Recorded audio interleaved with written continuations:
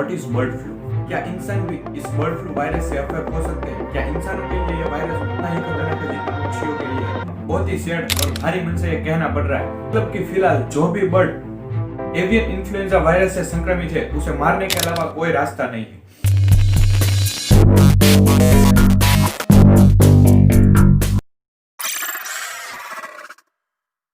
What is bird flu? Bird flu यानी कि avian influenza.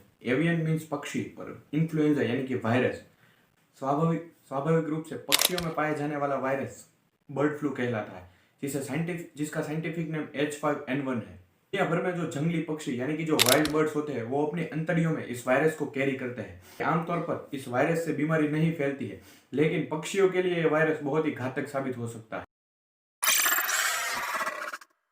क्या इंसान भी इस बर्ड फ्लू वायरस से अफेक्ट हो सकते हैं? क्या इंसानों के लिए यह वायरस उतना ही खतरनाक है जितना पक्षियों के लिए है? Well, usually not. लेकिन 1997 के बाद से कुछ किस्सों में ऐसा सामने आया है कि इस वायरस ने इंसानों को भी इन्फेक्ट किया है। वेल, यह बात तो क्लियर हो चुकी है कि ये बर्ड फ्लू वायरस इंसानों को इन्फेक्ट नहीं करता है और पक्षियों के लिए ज्यादा खतरनाक है। तो यह जानना भी जरूरी है कि यह वायरस किस तरह से पक्षियों को इन्फेक्ट करता है और यह किस तरह से पक्षियों में स्प्रेड होता है।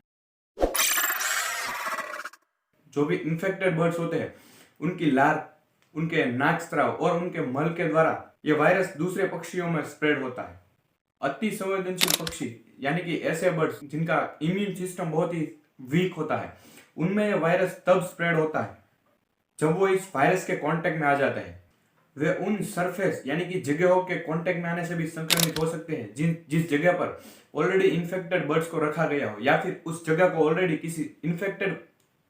उस जगह को किसी बर्ड फ्लू वायरस से इन्फेक्टेड पक्षी ने ऑलरेडी दूषित कर रखी हो।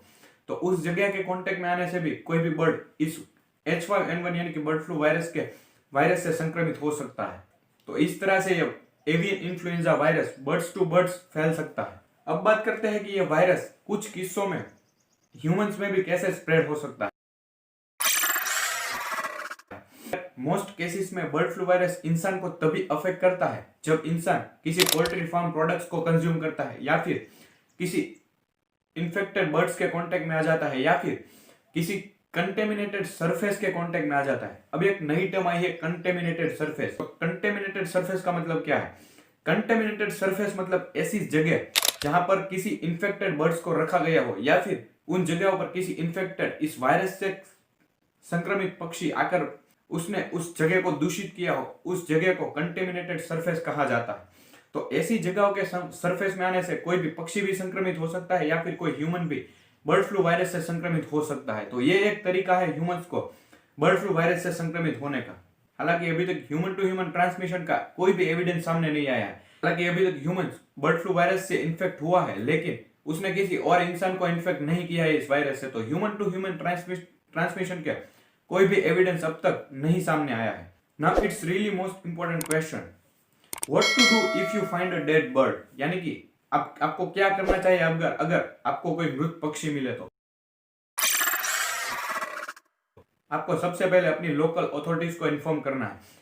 वो लोग ये पक्षी एवियन इन्फ्लुएंजा से संक्रमित है या नहीं उसका पता लगाने के लिए उस बर्ड को टेस्टिंग के लिए भेजेंगे। अगर आपके आसपास कोई पोल्ट्री फार्म है और आप ऐसा देख रहे हैं या फिर नोटिस कर पा रहे हैं कि उस पोल्ट्री फार्म में बहुत ही हेवी मात्रा में पक्षियों की अनयूजुअल डेथ यानी कि बेवजह मौतें हो रही है, तो तुरंत ही सिविक अथॉरिटीज यानी कि नागरिक अधिकारियों को इस बात से सूचित करें। अब आता है इस वायरस को लेकर सबसे कंट्रोवर्शियल क्वेश्चन कि क्या पोल्ट्री प्रोडक्ट्स को खाना सेफ है या नहीं।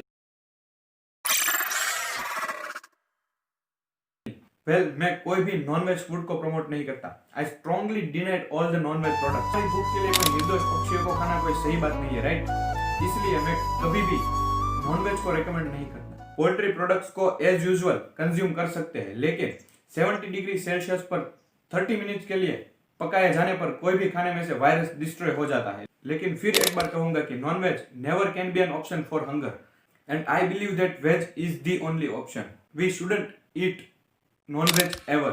घर में पका हुआ स्वस्थ खाना ही हमें हमेशा बीमारियों से बचाता है। So what can be the solution? How can avian influ be control in the poultry farm? बहुत ही सैड और भारी मन से यह कहना पड़ रहा है कि कि currently killing is the only way to contain avian flu in the poultry farm.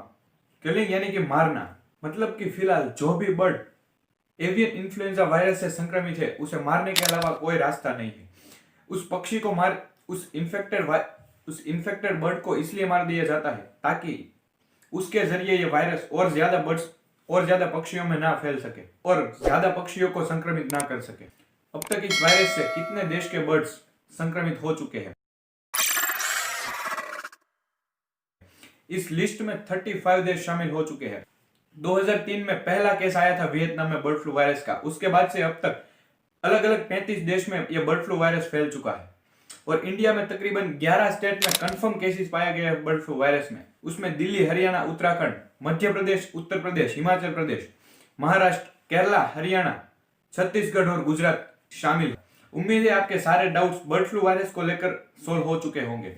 अगर यह वीडियो आपको इन्फॉर्मेटिव लगा हो तो इस चैनल को जरूर सब्सक्राइब कीजिए। वीडियो अगर पसंद आई तो लाइक कीजिए और कमेंट सेक्शन में अपना ओपिनियन जरूर डालिए। चलिए फिर मिलते हैं अगले वीडियो में। Thanks a lot.